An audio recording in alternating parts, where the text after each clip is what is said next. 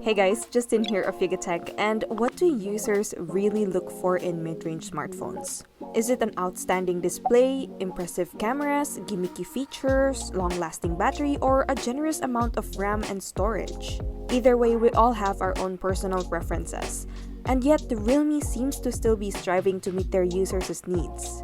They're fast in releasing their latest Realme 7 series, and in this video, let's fully check out its Pro version and if it's worth getting than its predecessor.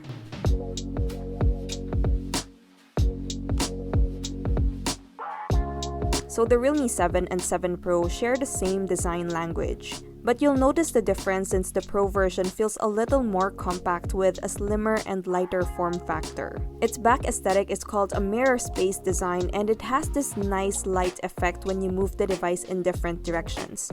It's made out of a polycarbonate material, yet it doesn't look cheap at all, especially with its matte finish. Our unit is in the mirror blue color, but there's also a mirror silver variant available. Here at the back, we'll find some Realme branding and its protruding rectangular quad camera module. The camera bump isn't that thick, and it's just enough that it won't wobble when you put a case on. Meanwhile, found at the top left corner of the display is a hole punch cutout that houses its front-facing camera.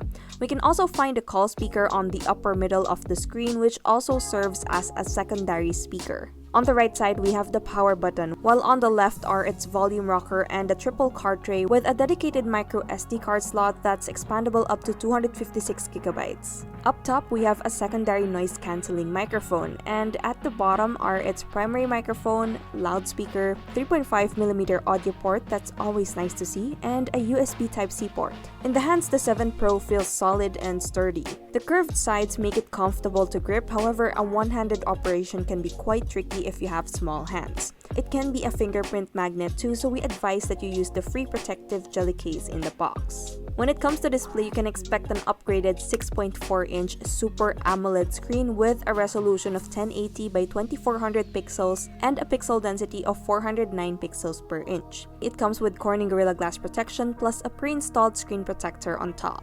Unlike its standard version and its predecessor, the Realme 7 Pro doesn't come with a 90Hz refresh rate option, and we're guessing that this is to save cost, so their decision was to remove the 90Hz and obviously give the 7 Pro a Super AMOLED panel.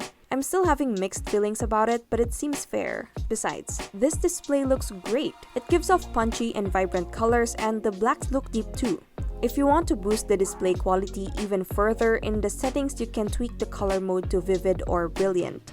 You can also turn on OSIE Vision Effect, which uses artificial intelligence to enhance colors and picture quality for supported apps. There's no option to cover the notch part with a black bar, but you can control specific apps if you want them to maximize the full screen or not. As for audio, it comes with dual stereo speakers with Dolby Atmos support. The sound is actually really good considering that this is a mid-range device. Audio comes off crisp and clear, and it can get amply loud in a small room. Plus, we always appreciate having the option for wired earphones, so you can also take advantage of its 3.5mm audio port. Talk about software, the Realme 7 Pro runs on Android 10 skinned with Realme UI. It's clean, customizable, resembles stock Android, and yeah, it's one of our favorite skins. There's an app drawer option in it, and you can navigate with virtual buttons or with swipe gestures, whichever you prefer. Some of its features include dual mode music share, smart sidebar, riding mode, game space, screen off display, fraud prevention, private space, and dark mode, among others. We get the usual pre-installed Google apps here, as well as some proprietary Realme tools including the File Manager and Phone Manager.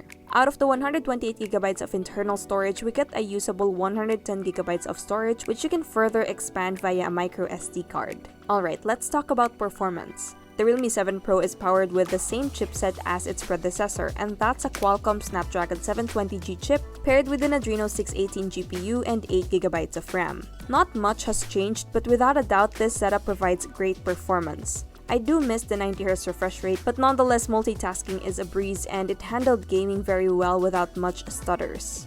For some numbers, we'll flash the benchmark scores now.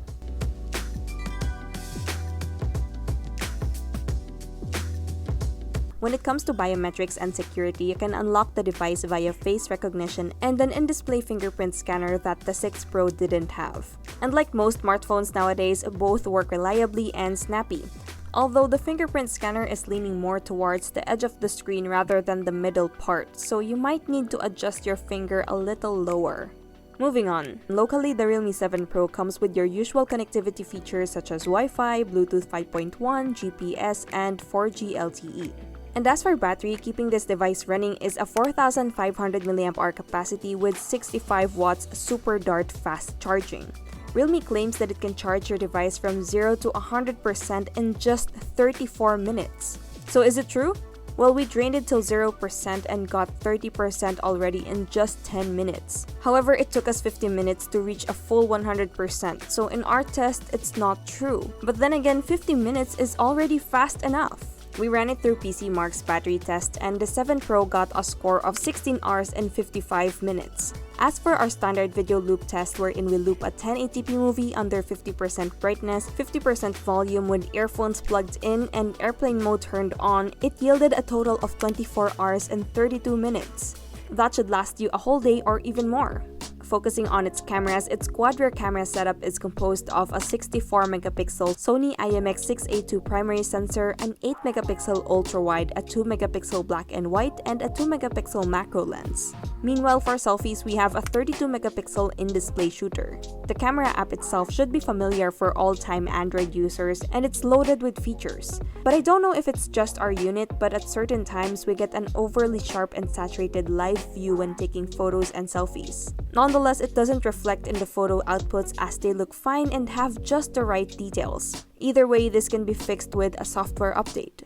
As for photo quality, shots taken from the rear cameras have accurate colors, decent dynamic range, and great amount of details, especially when you take advantage of the 64-megapixel lens. The standard mode gives a depth effect which is nice, and you can turn on the Dazzle AI color button to get more boosted colors. I wouldn't recommend that you always leave it on though, as it tends to overdo it sometimes. But I like that you can use this feature as well as the Pro mode even when using the 64-megapixel mode. So you can really get high quality photos with this one. Using the wide angle mode can be a hit or miss, I mean with the colors. Oftentimes it doesn't match the color reproduction compared to the standard mode. But hey, it's still nice to have this option. As for night photography, its night mode is impressive. You can use the Pro mode with it too, and the results we get have lesser noise, good lighting, and noticeably sharp details. I also like that you can now use Nightscape for the front camera, and even if it's not as good as its rear shooters, we still get great amount of details. Speaking of front camera, we no longer have a wide-angle option for selfies as we've seen in the 6 Pro, but quality-wise, photos look natural, sharp, and there's some slight skin smoothing going on even when you're not using beauty mode. As for videos, you can record up to 4K at 30 frames per second. It also has ultra steady mode for stabilization and ultra night mode for when you need it. Okay, finally, let's talk about price. The Realme 7 Pro has an official price tag of 17,990 pesos. On its own, it's definitely an impressive device. You get reliable performance and the premium feel is still there, complemented with a display that stands out. Not to mention that it now has an in-display fingerprint scanner too. The cameras are loaded with features that I can see most users can enjoy, and of course, the high-speed charging is a real plus. But if you're coming from the Realme 6 Pro, I think you'd agree with me that you can skip this one for now. But if you're planning between the 6 Pro and this 7 Pro, well, it honestly still depends on your needs, since either way you get the same expected performance from both. Nonetheless, compared to most phones in this price range, the Realme 7 Pro is one to seriously consider. And that wraps up this review. How about you guys? What do you think of the Realme 7 Pro? Let us know in the comments. And if you enjoyed this video, be sure to drop a like, subscribe to our channel for more content, hit that bell icon so you don't miss any future uploads, and be sure to visit yugatech.com for the latest tech news and reviews. Once again, this is Justin, and don't forget to wash your hands and stay at home.